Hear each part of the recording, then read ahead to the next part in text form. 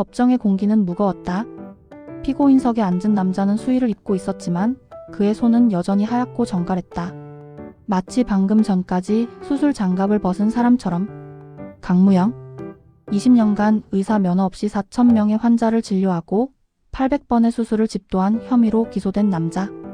검사석에 앉은 이서준은 마른 침을 삼켰다. 승리는 확정적이었다. 증거는 차고 넘쳤다. 위조된 면허증, 불법으로 구입한 마취제 명세서, 그리고 그에게 속았다고 주장하는 의사협회의 탄원서까지. 검사 측 추가 증거 제출하십시오. 판사의 건조한 목소리가 들렸다. 서준은 떨리는 손으로 마지막 파일처를 집어들었다. 이것은 강무영을 사회에서 영원히 격리시킬 결정적 증거여야 했다. 피고인이 얼마나 위험하고 무모하게 환자들의 몸을 난도질했는지 증명해야 할 데이터였다. 하지만 서준은 입을 뗄 수가 없었다. 눈앞에 적힌 숫자들이 그가 평생 믿어온 법과 원칙이라는 세계를 비웃고 있었기 때문이다. 피고인 강무영 집도 수술 건수 842건, 수술 후 5년 내 생존 환자 831명, 사망률 1.3%. 그리고 그 아래 비교군으로 첨부된 대한민국 최고 권위의 S대학병원, 흉부외과의 동일 질환 수술 사망률 통계가 있었다. 평균 사망률 12.8%, 12.8% 대 1.3%. 이건 단순한 오차가 아니었다. 통계적 기적, 아니 설명할 수 없는 변칙이었다. 소위 가짜 의사의 손끝에서 대학병원 교수들이 포기한 환자 10명 중 9명이 살아 돌아왔다는 뜻이었다. 장내가 술렁거렸다. 서준이 머뭇거리는 사이 방청석 맨 뒷줄에 앉아있던 한 노인이 지팡이를 짚고 일어섰다. 판사 양반, 저 사람은 사기꾼이 아니여? 죽어가던 내 심장을 다시 뛰게 한 사람이란 말이여. 법정 경위들이 노인을 제지하려 달려들었다. 소란 속에서도 강무영은 고개를 들지 않았다. 그는 자신의 혐의를 부인하지도 억울해하지도 않은 채 그저 자신의 두 손을 물끄러미 내려다보고 있을 뿐이었다. 수천 번 생사의 경계를 갈랐던, 그러나 법적으로는 아무런 자격도 없는 그 두 손을. 서준은 파일을 덮었다. 이제 대한민국은 질문해야 했다. 종이 한 장의 면허가 사람을 살리는가? 아니면 저 죄인의 손기술이 사람을 살리는가? 이것은 그 불편하고도 충격적인 진실에 관한 기록이다. 강원도 정선군 사부급 폐강촌의 그늘이 여전히 짙게 드리운 그곳에 한 의원이 있었다. 간판은 칠이 벗겨져 한자와 의자만 간신히 알아볼 수 있었고 대기실 소파는 인조 가죽이 달아 반질반질했다. 서울의 번듯한 병원들과는 비교조차 민망한 몰골이었지만 이곳은 새벽 6시부터 문전성시를 이뤘다. 원장님 무릎이 또 시려? 비가 오려나 봐. 김 어르신, 제가 지난번에 약주 줄이시라고 했잖아요? 관절에 물 찬 거 안 보이세요? 진료실 안 강무영은 익숙한 손놀림으로 김 노인의 부어오른 무릎을 촉진했다. 청진기를 목에 걸고 차트를 넘기는 그의 손끝은 건조했지만 환자의 환부를 만지는 손길은 갓 쪄낸 떡을 만지듯 섬세했다. 그려. 원장님 말이 다 맞지? 서울대학병원 놈들은 엑스레이만 10만원어치 찍어대고 모르겠다던데 원장님은 만져만 보고도 알지 아니여? 대학병원 선생님들이 더 똑똑해요? 저는 그냥 어르신 무릎하고 20년째 친구라 아는 겁니다. 주사 한 대 맞고 가세요? 무영은 씁쓸하게 웃으며 주사기를 들었다. 50대 중반의 나이, 희끗희끗한 머리카락, 그리고 싸구려 가운. 겉보기엔 그저 시골의 마음씨 좋은 동네 의사였다. 하지만 그가 주사 바늘을 꽂는 각도, 약물을 주입하는 속도, 그리고 바늘을 빼내고 알코올 솜으로 누르는 그 일련의 동작에는 군더더기가 단 0.1초도 없었다. 그것은 수만 번의 반복이 만들어낸 기계적인 정교함 혹은 예술에 가까웠다. 그때였다. 대기실 밖이 소란스러워지더니 다급한 고함이 터져나왔다. 원장님? 여기 사람 죽어요? 대기실 문이 쾅 열리며 흑투성이가 된 작업복 차림의 사내 둘이 피범벅이 된 동료를 업고 들어왔다. 인근 도로 공사 현장에서 사고가 난 모양이었다. 엎혀 들어온 남자의 허벅지에서는 붉은 피가 분수처럼 솟구치고 있었다. 대퇴동맥이 다친 것이다. 대기실의 노인들이 비명을 지르며 물러났다. 간호조무사 미영이 사색이 되어 소리쳤다. 원장님, 이거 큰 병원 가야 해요? 구급차 불렀는데 30분은 걸린대요. 무영은 자리에서 벌떡 일어났다. 그의 눈빛이 순식간에 변했다. 방금 전 김 노인에게 농담을 던지던 동네 아저씨의 눈이 아니었다. 그는 순식간에 환자의 상태를 스캔했다. 안색은 창백했고 호흡은 얕고 빨랐다. 과다출혈에 의한 쇼크가 오고 있었다.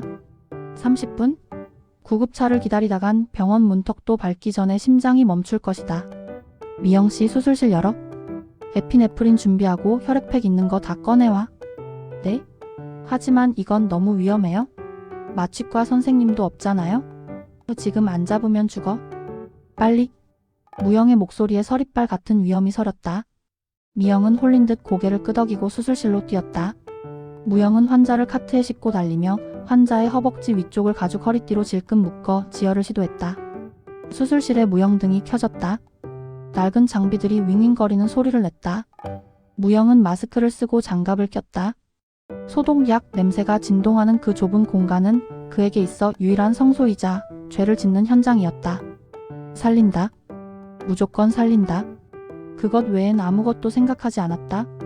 자신이 의사 면허증이 없는 가짜라는 사실도, 이 수술이 실패하면 살인죄를 뒤집었을 수 있다는 공포도 그의 머릿속엔 없었다. 오로지 찢어진 혈관과 꺼져가는 생명의 불씨만 보였다. 메스. 미영이 떨리는 손으로 메스를 건넸다. 무영의 손이 환부 위를 날아다녔다. 근육을 박리하고 터진 혈관을 찾아내는 과정은 텍스트북에 나오는 정석과는 거리가 멀었다. 하지만 효율적이었다. 그는 불필요한 절개를 최소화하고 가장 직관적인 경로로 출혈점을 찾아 들어갔다. 피가 튀어 무영의 안경에 묻었지만 그는 눈도 깜빡이지 않았다. 클램프로 혈관을 잡고 봉합사를 쥔 니들 홀더를 돌리는 손놀림은 마술사의 카드 기술보다 빨랐다. 타이타이 매듭을 짓는 손가락이 보이지 않을 정도였다. 3번 포인트 결찰 완료. 바이탈 확인. 혈압 80에 50 조금씩 오르고 있어요. 미영의 외침에 무영은 짧게 숨을 내쉬었다. 찢어진 대퇴 동맥이 말끔하게 이어져 있었다. 그는 땀으로 젖은 이마를 간호사가 닦아줄 새도 없이 마무리 봉합을 시작했다. 30분 걸릴 수술을 15분 만에 끝냈다. 환자의 호흡이 안정적으로 돌아오고 있었다. 살았어? 미영이 주저앉으며 안도의 한숨을 내쉬었다. 무영은 그제야 피 묻은 장갑을 벗어 쓰레기통에 던졌다. 손이 미세하게 떨려왔다. 수술이 끝나고 나서야 찾아오는 아드레날린이 빠져나간 뒤의 허탈감과 두려움이었다. 그는 수술실을 나와 세면대에서 피 묻은 손을 씻었다. 거울 속에 비친 남자는 퀭한 눈을 하고 있었다. 20년 전 의대를 중퇴하고 빚쟁이에게 쫓기다 흘러들어온 이곳에서 처음 메스를 잡았던 그 날처럼 그는 여전히 범죄자였고 여전히 구원자였다. 오늘도 무사히 넘겼구나. 스스로를 위로하며 진료실로 돌아가려던 찰나였다. 병원 입구 유리에 검은색 세단 2대가 미끄러지듯 멈춰 서는 것이 보였다. 곧이어 정장을 입은 남자 넷이 차에서 내렸다. 그들의 손에는 서류 가방이 들려 있었고 표정은 흉기처럼 차가웠다. 가장 앞에 선 남자 이서준 검사가 한의원의 낡은 간판을 올려다보고 있었다. 그 시선이 유리창 너머의 무영과 마주쳤다. 무영은 젖은 손을 닦지 않았다. 올 것이 왔다. 20년간 유예되었던 심판의 시간이 빗길을 뚫고 기어이 당도한 것이다. 원장님 구급차 왔. 저 사람들 누구예요? 대기실에 있던 미영의 물음이 귓가에서 웅웅거렸다. 무영은 천천히 가운의 단추를 풀었다. 미영씨 오늘 진료는 여기까지라고 해? 그의 목소리는 수술할 때보다 더 담담했다. 낡은 미닫이 문이 열리며 들이닥친 것은 찬바람만이 아니었다. 이서준 검사는 구두 굽소리를 딱딱하게 울리며 대기실 중앙으로 걸어 들어왔다. 그의 뒤로 건장한 수사관 3명이 병풍처럼 섰다. 흙먼지와 소독약 냄새가 뒤섞인 병원. 공기 속에 세련된 향수 냄새와 빳빳한 서류 냄새가 이질적으로 끼어들었다. 서준은 안경 너머로 피 묻은 가운을 입은 무영을 응시했다. 사진으로 수없이 봤던 얼굴이지만 실물에서 풍기는 기운은 묘했다. 범죄자의 비열함보다는 고된 노동을 마친 장인의 피로감이 더 짙게 배어 있었다. 강무영 씨 되십니까? 서준의 목소리는 건조했다.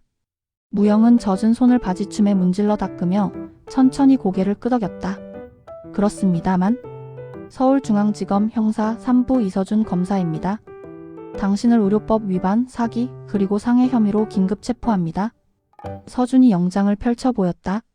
종이 한 장. 지난 20년의 세월을 불법으로 규정하는 문서였다. 대기실에 있던 환자들이 웅성거리기 시작했다. 아니 이게 무슨 소리야? 원장님이 사기라니?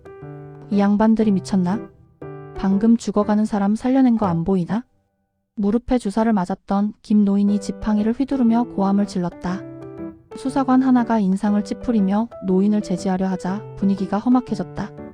미영은 입을 틀어막은 채 파랗게 질려 있었다. 조용히 하세요.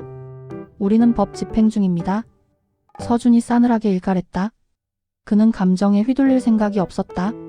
무면허 의료행위는 중범죄다. 아무리 포장을 잘해도 자격 없는 자가 칼을 잡는 건 살인 미수나 다름없다는 것이 그의 신념이었다. 변호사를 선임할 권리가 있고 불리한 진술을 거부할 권리가 있으며 미란다 원칙이 낭독되는 동안 무영은 덤덤히 손목을 내밀었다. 차가운 금속성 소리와 함께 은색 수갑이 채워졌다. 방금 전까지 사람의 혈관을 잇던 그 섬세한 손목이 이제는 쇠사슬에 묶인 죄인의 손이 되었다. 잠시만요, 검사님. 무영이 처음으로 입을 열었다. 체포에 대한 항의가 아니었다. 안에 환자가 있습니다. 대퇴동맥 파열이었고 응급봉합은 했지만 혈액 보충이 필요합니다. 10분 내로 구급차가 올 겁니다. 인계는 하고 가게 해주십시오. 당신이 의사라도 되는 줄 아십니까? 환자 처치는 자격 있는 사람이 합니다. 자격 따지는 건 나중에 하시고. 무영이 버럭 소리를 질렀다. 평온하던 그의 눈에서 처음으로 살기가 튀었다. 서준은 흠칫 놀라 한 걸음 물러섰다. 저 환자 잘못되면 당신들이 책임질 겁니까? 여기 차트랑 소견서 다 써놨습니다. 구급대원한테 이것만이라도 전하게 해줘요? 무영의 기세에 눌린 서준은 잠시 침묵하다가 수사관에게 턱짓했다. 무영은 수갑찬 손으로 힘겹게 차트를 집어들고 막 도착한 구급대원들에게 환자의 상태를 속사포처럼 읊어댔다. 혈압, 맥박, 투여한 약물 용량, 봉합 부위의 특이사항까지. 구급대원들은 그가 가짜 의사라는 건 꿈에도 모른 채 예, 원장님? 알겠습니다. 라며 깍듯이 대답하고 환자를 이송해 갔다. 그 모습은 기묘한 희극이었다. 수갑을 찬 의사가 구급대원에게 지시를 내리고 검찰 수사관들이 그 뒤를 멀뚱히 지켜보는 상황. 환자가 실려 나가자 무영은 다시 힘이 빠진 듯 어깨를 늘어뜨렸다. 이제 갑시다. 서울로 올라오는 차 안에서 무영은 창밖만 바라보았다. 서준은 백미러로 힐끔힐끔 피고인을 관찰했다. 보통의 잡범들은 억울하다며 길길이 날뛰거나 봐달라고 읍소하기 마련이다. 하지만 강무영은 소풍 갔다가 돌아오는 사람처럼 평온했다. 서울지검 조사실. 창문 하나 없는 삭막한 공간에 두 남자가 마주 앉았다. 책상 위에는 한의원에서 압수한 진료기록부 사본들이 산더미처럼 쌓여 있었다. 강무영 씨? 의대 본과 2학년 중퇴? 맞습니까? 네. 그럼 묻겠습니다. 당신이 지난 20년간 한 짓이 의료행위라고 생각합니까? 아니면 칼부림이라고 생각합니까? 서준의 질문은 날카로웠다. 무영은 깍지 낀 손을 테이블 위에 올려놓았다. 환자들은 나았고 살아서 걸어 나갔습니다. 운이 좋았겠죠? 면허도 없는 당신에게 몸을 맡긴 그 무지한 사람들이 불쌍하군요. 당신은 그들의 절박함을 이용해 돈을 벌었고. 돈이라? 무영이 픽 웃었다. 제 통장 내역 조회해 보셨을 거 아닙니까? 잔고가 얼마던가요? 서준은 입을 다물었다. 수사 과정에서 확인한 강무영의 재산은 초라했다. 진료비는 터무니없이 쌌고 그마저도 돈 없는 노인들에게는 외상을 주거나 농작물로 대신 받았다. 번 돈의 대부분은 약품과 의료 장비를 사는 데 들어갔다. 사기라고 하기엔 그가 얻은 이득이 너무나 없었다. 돈을 안 벌었다고 해서 죄가 없어지는 건 아닙니다. 당신은 국가가 정한 의료 시스템을 기만했어요? 만약 수술하다 환자가 죽었다면? 그건 명백한 살인입니다. 검사님. 무영이 몸을 앞으로 기울였다. 대학병원 예약 잡으려면 3달이 걸립니다. 우리 동네 할머니들은 읍내 나가는 버스 타는 것도 힘들어해요. 그 사람들한테 면허증이 중요할까요? 당장 먹게 해줄 진통제가 중요할까요? 그건 궤변입니다. 궤변일 수도 있죠. 하지만 검사님 눈앞에 있는 이 서류 더미. 무영이 턱으로 산처럼 쌓인 진료기록부를 가리켰다. 저걸 다 읽어보시면 생각이 조금은 달라질지도 모릅니다. 서준은 코웃음을 쳤다. 범죄자의 자기 합리화일 뿐이다.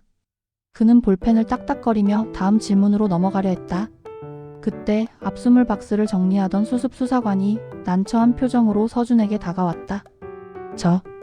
검사님. 뭡니까? 조사 중인데? 이것 좀 보셔야 할 것 같습니다. 압수한 서버에서 나온 수술 통계 파일인데요. 통계가 뭐 어쨌다는 거야? 서준은 짜증 섞인 손길로 수사관이 건넨 태블릿 PC를 받아들었다. 엑셀 파일 하나가 열려 있었다. 한의료원 연도별 주요 수술 및 예후 데이터. 스크롤을 내리던 서준의 미간이 점점 좁혀졌다. 처음엔 자신이 잘못 본 줄 알았다. 급성 맹장, 탈장 같은 간단한 수술은 그렇다 치자. 담낭 절제술, 위천공 봉합, 심지어 개용 심장 마사지까지. 시골 의원에서 불가능해 보이는 수술 목록들이 빼곡했다. 더 충격적인 건 그 옆에 생존 여부 칸이었다. 생존, 완치, 생존. 사망이라는 글자를 찾으려면 스크롤을 한참 내려야 했다. 이거 조작된 거 아닙니까? 서준이 무영을 노려보며 물었다. 무영은 등받이에 편안하게 몸을 기대며 대답했다. 저는 거짓말은 해도 차트는 조작 안 합니다. 의사니까요? 당신은 의사가 아니야? 서준이 책상을 쾅 내리쳤다. 하지만 그의 시선은 다시 태블릿 화면으로 빨려 들어갔다. 그가 아는 상식으로는 불가능한 숫자였다. 메이저 병원에서도 꺼리는 고위험군 환자들을 데리고 흙구덩이 같은 시골 의원에서 98%가 넘는 생존율을 기록했다. 서준의 등줄기에 서늘한 소름이 돋았다. 눈앞에 앉은 이 초라한 중년 남자가 미친 살인마가 아니라면 도대체 정체가 뭐란 말인가? 다음날 아침 대한민국은 강무영이라는 이름으로 도배되었다. 속보 20년간 의사 행세한 가짜 의사 강모 씨 구속, 단독 4,000명 진료하고 수술까지. 시골 마을의 하얀 악마 충격. 주민들 명의인 줄 알았는데 무면허 시술 부작용 우려 확산. 방송사 헬기가 한의료원 상공을 맴돌았고 굳게 닫힌 병원 문 앞에는 기자들이 장사진을 쳤다. 인터넷 뉴스 댓글창은 그야말로 지옥도였다. 저런 놈은 사형시켜야 한다. 20년 동안 아무도 몰랐다고? 보건소는 뭐했나? 내 부모가 저런 돌팔이한테 칼을 맞았다고 생각하면 끔찍하다. 이서준 검사는 집무실에서 TV 뉴스를 껐다. 화면 속 앵커의 격앙된 목소리가 뚝 끊겼지만 머릿속의 소음은 사라지지 않았다. 책상 위에는 강무영이 읽어보라고 했던 진료기록부와 수술 과정을 녹화한 CCTV, 영상 파일이 담긴 USB가 놓여 있었다. 서준은 USB를 주머니에 넣고 자리에서 일어났다. 언론이 떠드는 괴물과 데이터가 보여주는 명의. 이 간극을 확인해줄 사람이 필요했다.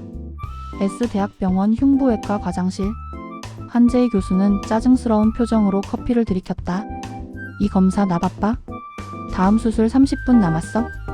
무슨 일인데 여기까지 찾아와? 제이는 서준의 대학 동기이자 국내 흉부외과 분야에서 최연소 과장 타이틀을 거머쥔 입지전적인 인물이었다. 그녀의 자부심은 하늘을 찔렀고 실력 또한 그 자부심을 뒷받침했다. 제이야, 딱 10분만 내줘. 확인받고 싶은 게 있어서 그래. 뭔데? 또 의료 소송건이야? 내가 말했지. 차트 볼 줄 모르면 의사 건드리지 말라고. 아니, 이번엔 좀 달라. 서준은 말없이 태블릿 PC를 꺼내 수술 영상을 재생했다. 강무영이 집도했던 복부 대동맥류 파열 응급 수술 영상이었다.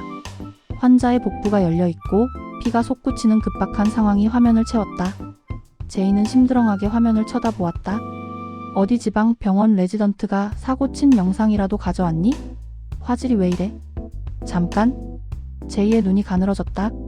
그녀는 커피잔을 내려놓고 화면 앞으로 몸을 바짝 당겼다. 이거 속도 배속한 거야? 아니, 원본이야. 말도 안 돼. 화면 속 집도의의 손은 기계처럼 움직이고 있었다. 터진 혈관을 박리하고 인조 혈관을 덧대어 꿰매는 과정이 마치 패스트 포워드 빨리 감기를 누른 것처럼 신속했다. 하지만 낭비되는 동작은 단 하나도 없었다. 보통의 의사들이 지혈을 위해 우왕좌왕할 시간에 화면 속 의사는 이미 다음 스티치를 뜨고 있었다. 타임 애듭 치는 거 봐. 세상에, 저 각도에서 시야 확보가 된다고? 이건 교과서에도 없는 방식인데? 훨씬 빨라. 제이의 입에서 감탄사가 터져 나왔다. 그녀는 흉부외과 전문의로서 수천 번의 수술을 봐왔지만 이런 야생적인 동시에 완벽한 수술은 처음이었다. 누구야? 미국에서 모셔온 펠로우? 아니면 독일에 있는 그 양반인가? 한국에 이런 손기술 가진 사람 없어? 내가 장담해. 제이가 고개를 돌려 서준을 보며 물었다. 눈빛에는 순수한 호기심과 경쟁심이 이글거렸다. 서준은 마른 침을 삼키며 대답했다. 강무영? 처음 듣는데. 어느 대학 교수님이야? 교수 아니야? 그럼?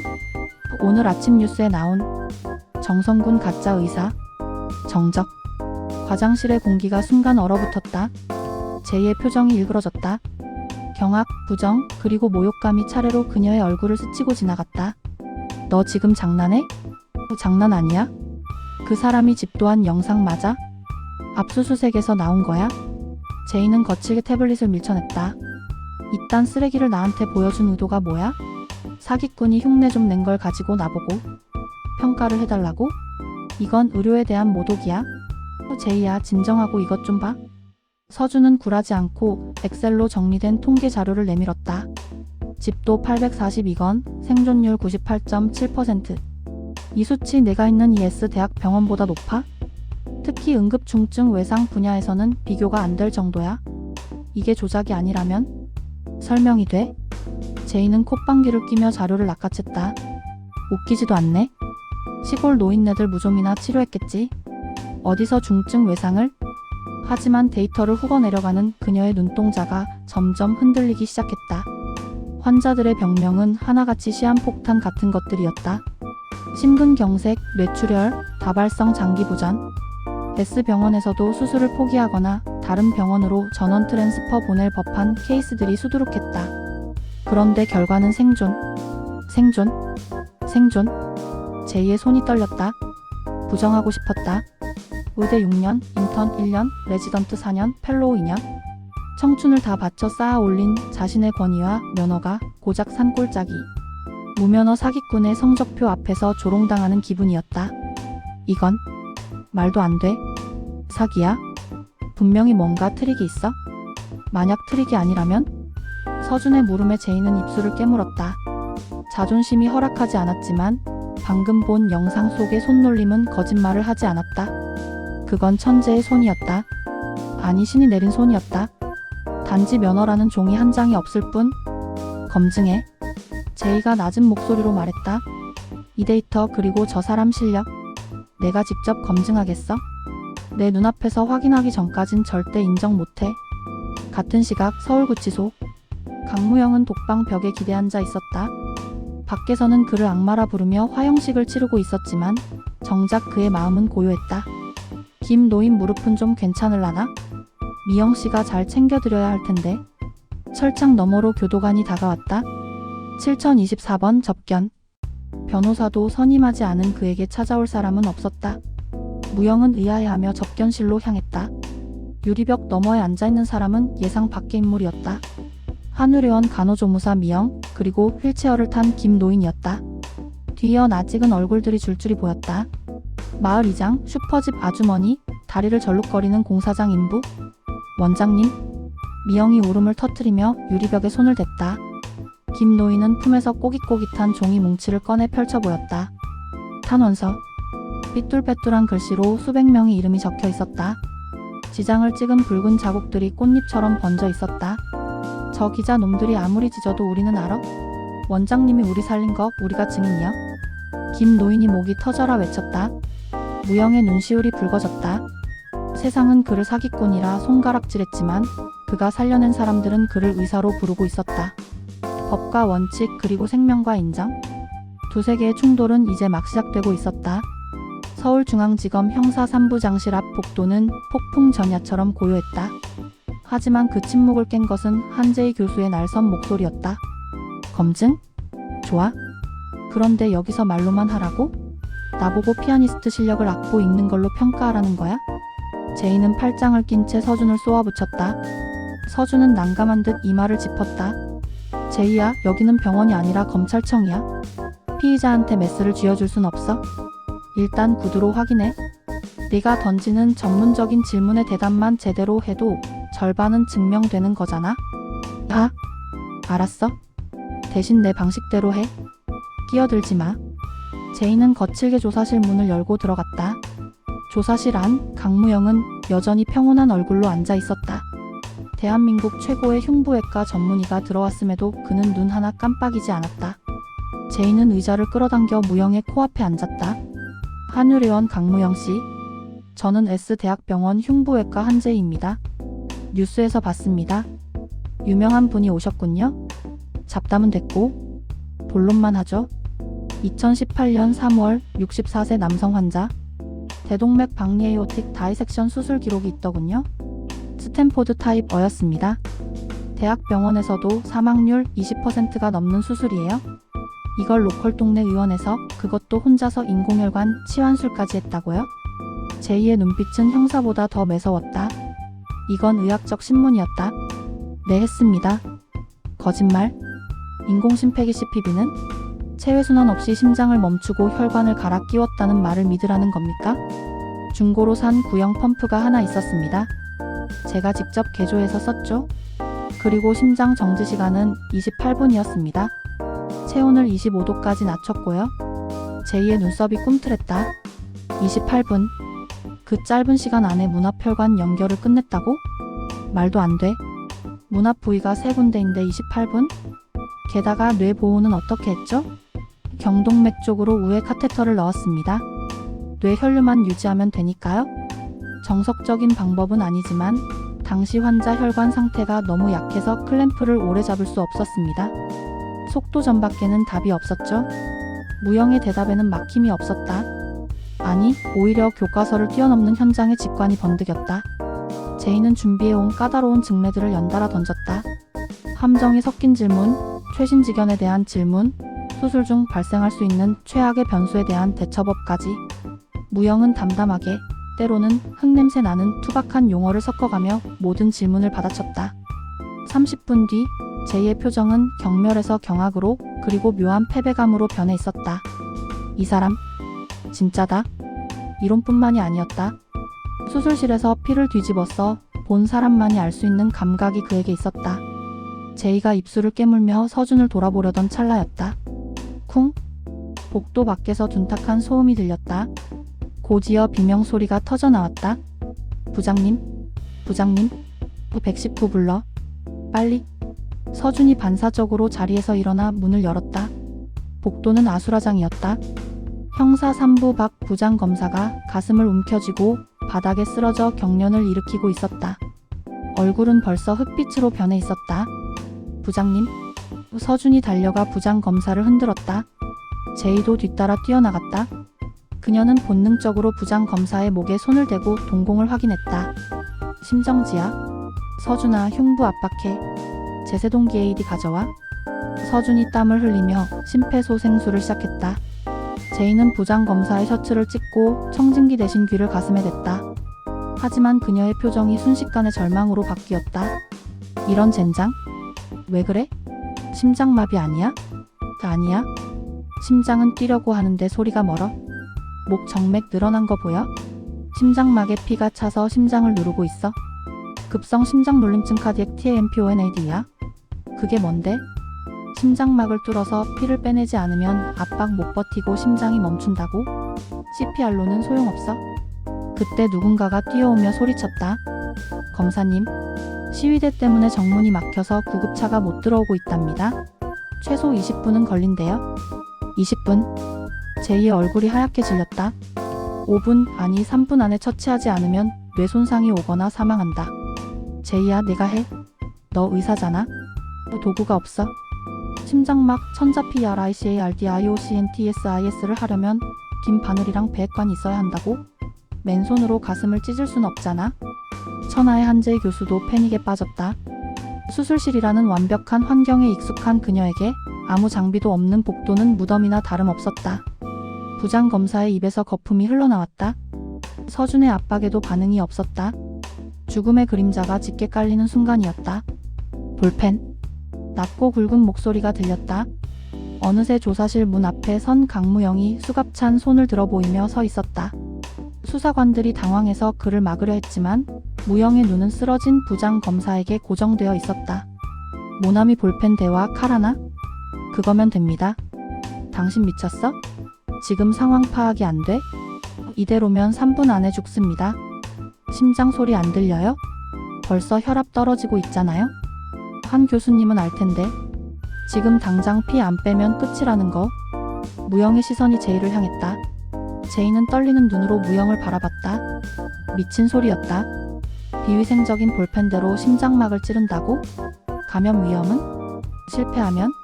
하지만 그거 말고는 방법이 없어. 제이는 부정할 수 없는 현실 앞에 무너졌다. 그녀는 서준을 쳐다보았다. 서준아? 저 사람 말이 맞아? 지금 당장 드레인백 안 하면 부장님 죽어. 서준의 손이 멈췄다. 그의 이성은 강하게 경고하고 있었다. 피의자에게, 그것도 무면허 가짜 의사에게 검찰청에서 시술을 맡긴다. 이건 불법을 넘어선 광기다. 만약 잘못되면 내가 옷 벗는 걸로 끝나지 않는다. 하지만 눈앞에서 존경하는 선배이자 상사가 죽어가고 있었다. 법전 어디에도 죽어가는 사람을 보고만 있으라는 조항은 없었다. 하지만 무자격자에게 의료행위를 시켜라는 조항도 없었다. 이 검사님, 무영이 다시 소리쳤다. 풀어주십시오. 제가 살립니다. 그의 눈에는 확신이 있었다. 20년간 열악한 시골 의원에서 온갖 임기응변으로 생명을 건져 올린 자만이 가질 수 있는 야생의 확신. 서준은 부장검사의 잿빛 얼굴을 보았다. 그리고 자신의 손목에 채워진 시계를 보았다. 시간은 멈추지 않고 흐르고 있었다. 서준은 떨리는 손으로 허리춤에서 열쇠를 꺼냈다. 이서준 검사님, 안 됩니다. 이건 규정 위반입니다. 수사관들이 말렸지만 서준은 이를 악물고 무영에게 다가갔다. 철컥. 수갑이 풀리는 소리가 복도에 울려 퍼졌다. 당신 만약 실패하면, 성공하면 그땐 정상 참작이나 해주십시오. 무영은 풀려난 손목을 돌릴 새도 없이 바닥에 무릎을 꿇었다. 칼 그리고 라이터. 그는 수사관의 책상 위에 있던 커터 칼을 집어들고 라이터 불로 칼날을 달궜다. 그리고 볼펜을 분해해 대롱만 남겼다. 원시적이고 무식한, 그러나 유일한 희망인 도구들이 그의 손에 쥐어졌다. 제이는 숨을 죽이고 그 모습을 지켜보았다. 검찰청 복도 바닥, 죄인의 손에 들린 문구용 칼이 대한민국 검사의 가슴을 겨누었다. 이제 심판대는 법정이 아니라 생과 사의 경기였다. 움직이지 마십시오. 조금이라도 틀어지면 심장을 찌릅니다. 강무영이 나지막하게 읊조렸다. 복도에 모인 수십 명의 수사관과 검찰 직원들이 숨소리조차 내지 못했다. 이서준은 박 부장검사의 어깨를 단단히 눌러잡았다. 그의 손바닥 밑으로 부장이 얕고 불규칙한 심장 박동이 전해졌다. 무영은 달궈진 커터 칼끝을 부장검사의 명치급 검상돌기 바로 아래에 갖다 댔다. 소독약도 마취제도 없었다. 오로지 해부학적 지식과 손끝의 감각만이 그가 가진 전부였다. 슥! 살이 갈라지는 섬뜩한 소리. 피부와 근막을 가르는 단 한 번의 절기였다. 붉은 피가 배어 나왔지만 무영은 개의치 않았다. 그는 왼손 검지로 절개 부위를 벌리고 오른손에 쥔 볼펜대를 천천히 밀어넣기 시작했다. 한재희 교수는 그 모습을 보며 저도 모르게 주먹을 꽉 쥐었다. 검상돌기 하방에서 좌측 견갑골어깨뼈 방향으로 45도. 정확해. 초음파 유도 없이 블라인드로 심장막을 찌르는 건 도박이다. 너무 깊으면 심실을 뚫어 즉사시키고 얕으면 폐를 찔러 기흉을 만든다. 일의 오차도 허용되지 않는 살얼음판. 하지만 무영의 손은 망설임이 없었다. 마치 투시경으로 들여다보는 것처럼 그는 혈관과 장기를 피해 심장을 감싼 얇은 막을 향해 전진했다. 흡! 지켜보던 여직원 하나가 입을 틀어막았다. 볼펜대가 가슴 깊숙이 박혀 들어가는 모습은 의료행위라기보다 처형에 가까워 보였다. 그 순간이었다. 무영의 손끝에 미세한 진동이 전해졌다. 심장이 박동하며 심장막을 툭툭 건드리는 느낌. 그는 멈추지 않고 손목 스냅을 이용해 얇은 막을 뚫었다. 푹! 둔탁한 파열음과 함께 볼펜대 끝에서 검붉은 피가 분수처럼 솟구쳤다. 심장을 짓누르고 있던 고인피였다. 터졌다. 제이가 신음처럼 내뱉었다. 바닥이 피로 흥건해졌지만 무영은 볼펜대를 고정시킨 채 피가 충분히 빠져나오기를 기다렸다. 100cc, 200cc. 압력이 해소되자 창백했던 부장검사의 얼굴에 거짓말처럼 혈색이 돌기 시작했다. 크억. 부장검사가 막힌 숨을 토해내며 눈을 떴다. 멈춰가던 심장이 다시 힘차게 뛰기 시작한 것이다. 살았다. 부장님이 살았어? 침묵하던 복도에서 환호성이 터져나왔다. 서준은 맥이 풀려 바닥에 주저앉을 뻔했다. 무영은 그제야 볼펜대를 뽑고 자신의 셔츠 소매를 찢어 환부를 압박했다. 피범벅이 된 그의 손은 떨리고 있었지만 눈빛만은 여전히 차분했다. 곧이어 119 구급대원들이 들이닥쳤다. 그들은 현장의 참혹한 풍경에 경악했지만 환자의 상태가 안정된 것을 보고 신속하게 이송 준비를 했다. 이거 누가 처치하신 겁니까? 응급처치가 완벽한데요? 구급대원의 질문에 서준은 아무 말도 할 수 없었다. 대원들은 무영을 흘끔거렸지만 피 묻은 죄수복을 입은 그가 시술자일 거라곤 상상도 못한 눈치였다. 상황이 정리되자 무영은 피 묻은 손을 툭툭 털고 서준 앞으로 다가와 두 손을 내밀었다. 이제 다시 채우시죠? 서준은 멍하니 그 손을 내려다보았다. 생명을 구한 손목에 다시 쇠고랑을 채워야 하는 현실. 그는 입술을 깨물며 떨리는 손으로 수갑을 채웠다. 철컥. 그 소리가 유난히 크게 들렸다. 그날 밤 대한민국은 뒤집혔다. 누군가가 복도 위층에서 핸드폰으로 촬영한 영상이 유튜브에 올라온 것이다. 제목 검찰청에서 볼펜으로 사람 살리는 죄수 충격 실화. 영상은 순식간에 조회수 500만을 돌파했다. 흔들리는 화면 속에서 죄수복을 입은 남자가 검사의 가슴에 볼펜을 꽂고 피가 솟구치자 환자가 숨을 쉬는 장면은 그 어떤 의학 드라마보다 자극적이고 강렬했다. 댓글창은 전쟁터였다. 와 미쳤다. 저게 가능함? 허준이 환생한 거 아님? 저 사람 어제 뉴스에 나온 그 가짜 의사잖아? 가짜라며? 실력은 진짜인데? 의사 면허가 사람 살리냐? 실력이 사람 살리지. 당장 석방해라. 그래도 범죄자는 범죄자지. 저러다 사람 죽였으면 어쩔 뻔했냐? 여론의 바람은 하루 만에 정반대로 불기 시작했다. 희대의 사기꾼이었던 강무영은 하룻밤 사이에 수갑, 찬슈바이처 괴짜명이라는 별명을 얻으며 영웅시되었다. 청와대 국민청원 게시판에는 강무영 특별사면 및 의사, 면허 부여 청원이 올라와 수십만 명의 동의를 얻었다. 하지만 역풍은 다른 곳에서 불어왔다. 대한의사협회는 긴급 성명을 발표했다. 검증되지 않은 무자격자의 불법 의료 행위를 영웅시하는 것은 의료 체계의 근간을 흔드는 위험한 발상이다. 검찰은 무자격자에게 시술을 허용한 이서준 검사를 즉각 징계하고 강무영을 엄벌하라. 의료계는 분노했다. 수십 년의 공부와 수련을 거친 자신들의 권위가 고작 볼펜 한 자루를 든 범죄자에게 조롱당했다고 느꼈다. 방송국 토론 프로그램에서는 의대 교수들과 시사평론가들이 나와 핏대를 세우며 싸웠다. 결과가 좋다고 가정의 불법이 정당화될 순 없습니다. 그럼 거기서 부장검사가 죽게 놔뒀어야 합니까? 살릴 능력이 있는 사람이 눈앞에 있는데? 세상은 강무영이라는 존재를 두고 두 쪽으로 갈라졌다. 이서준 검사는 감찰부 조사를 받느라 곤욕을 치르고 있었다. 상부에서는 조직의 명예를 실추시켰다며 그를 질타했지만 여론을 의식해 징계를 내리지는 못하고 있었다. 그 시각 한재희 교수는 연구실 모니터로 그 영상을 수십 번 돌려보고 있었다. 그녀의 시선은 무영의 손끝, 그 찰나의 망설임 없는 움직임에 고정되어 있었다. 인정하기 싫지만 제이는 쓴웃음을 지으며 중얼거렸다. 나보다 낫네? 그녀는 전화기를 들었다. 수신자는 자신의 지도 교수이자 의학계의 거목인 최 원장이었다. 교수님, 저예요? 이번 강무영 재판, 제가 증인으로 나가겠습니다. 며칠 뒤 서울중앙지방법원 제1형사부, 강무영의 1차 공판이 열리는 날이었다.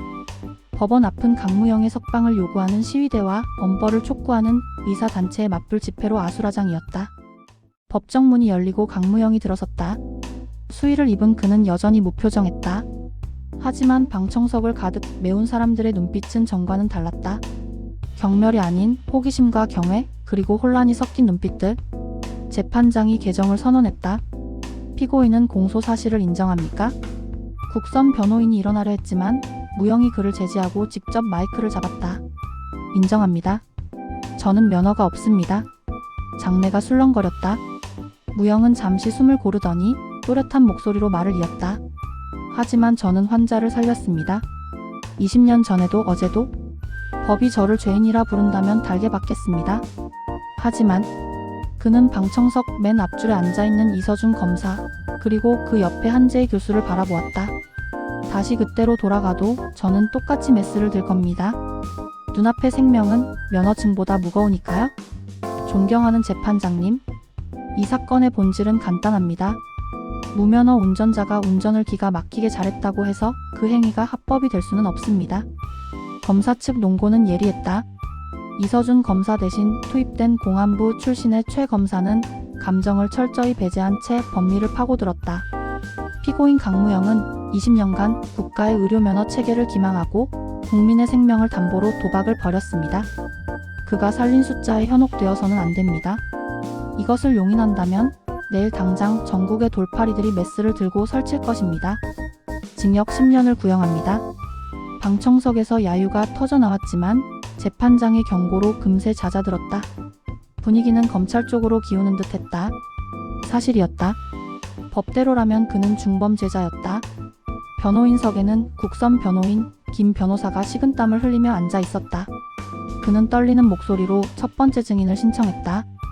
변호인 측 증인으로 S대학병원 흉부외과 한재희 교수를 신청합니다. 법정이 술렁거렸다. 국내 최고의 권위자가 왜 가짜 의사의 재판에 나온단 말인가? 한재희는 또각거리는 구두 소리를 내며 증인석에 앉았다. 그녀의 표정은 오만하리만큼 당당했다. 최 검사가 먼저 신문을 시작했다.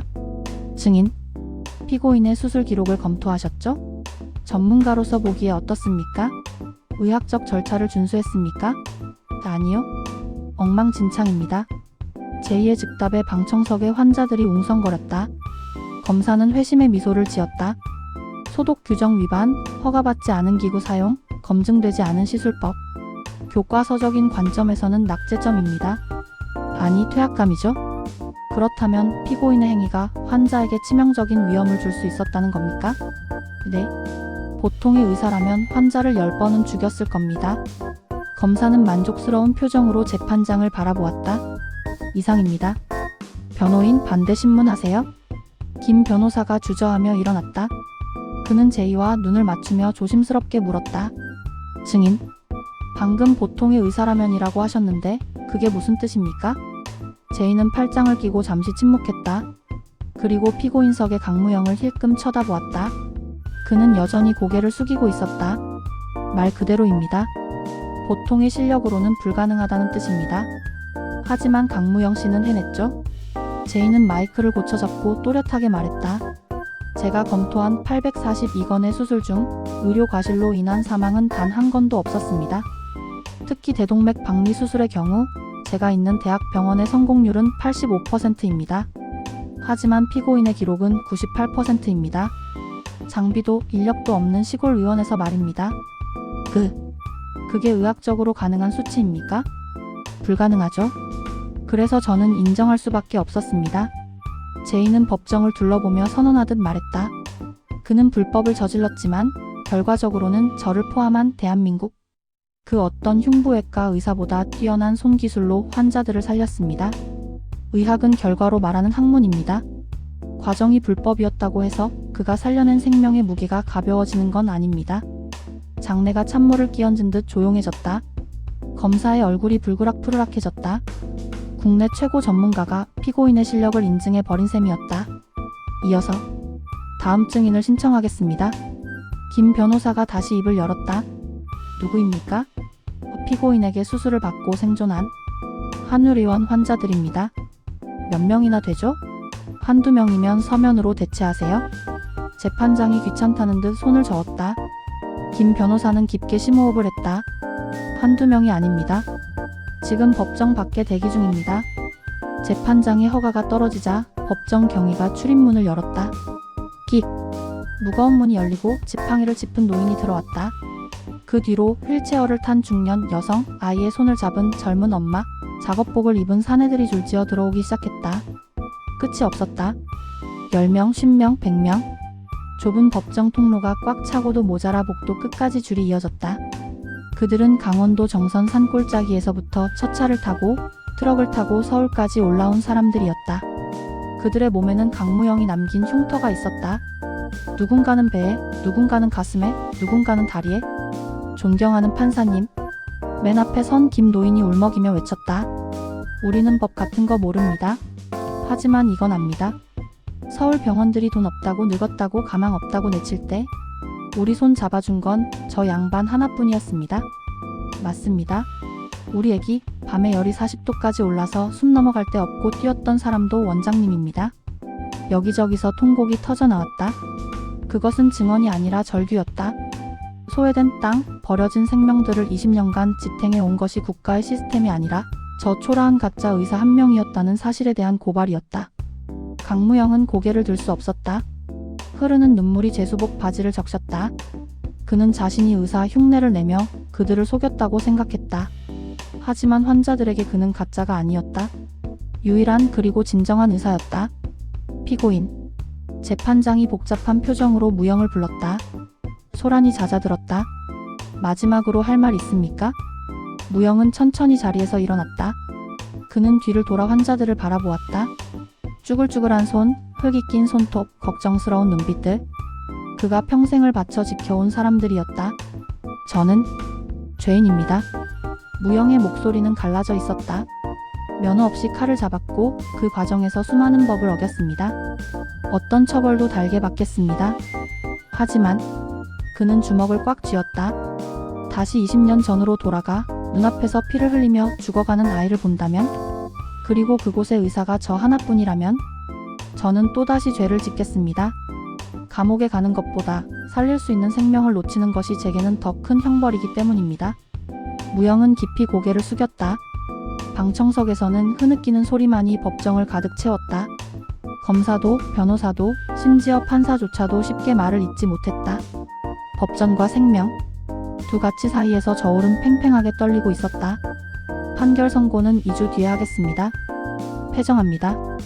의사봉 소리가 무겁게 울려 퍼졌다. 하지만 누구도 자리에서 일어나지 않았다.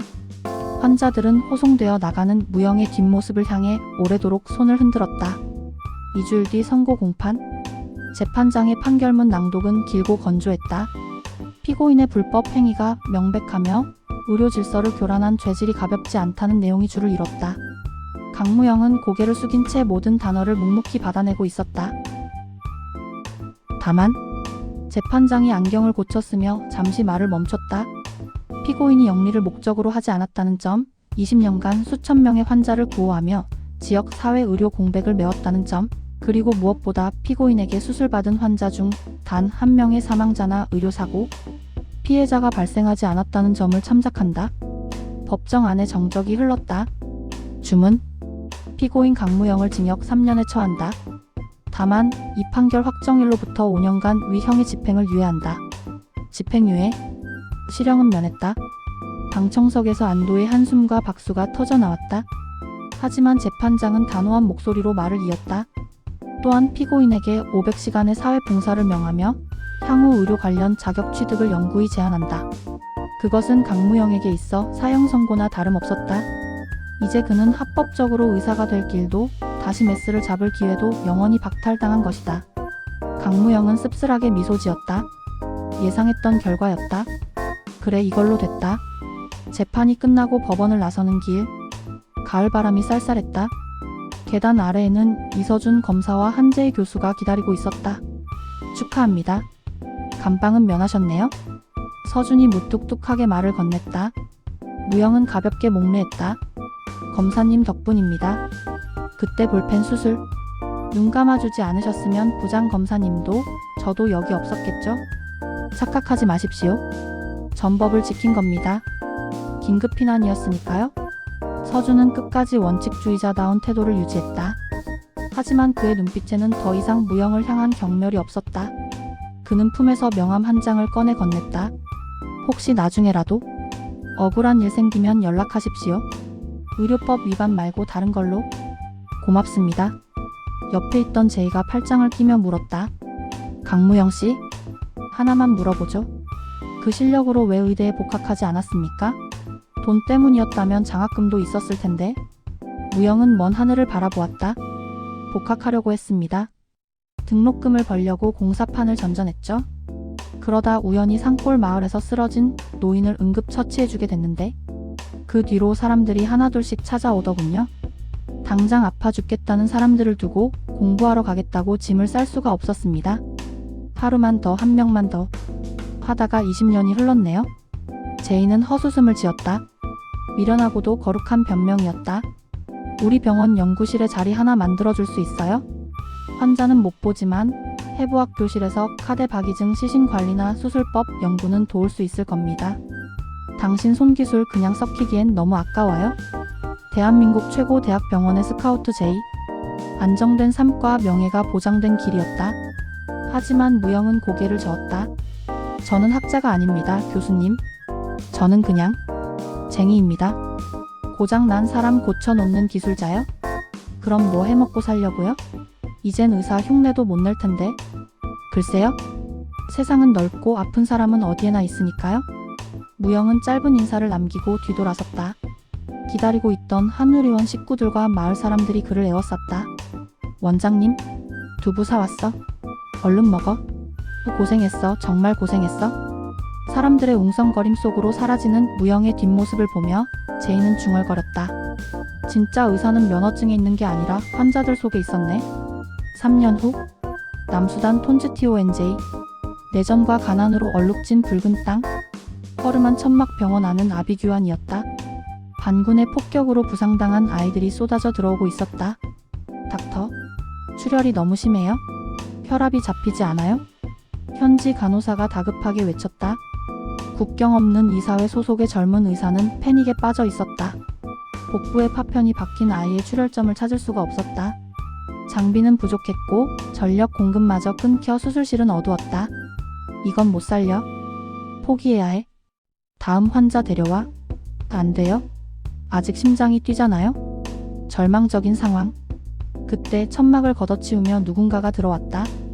흙먼지를 뒤집어 쓴 작업복 차림에 목에는 낡은 청진기 대신 수건을 두른 동양인 남자.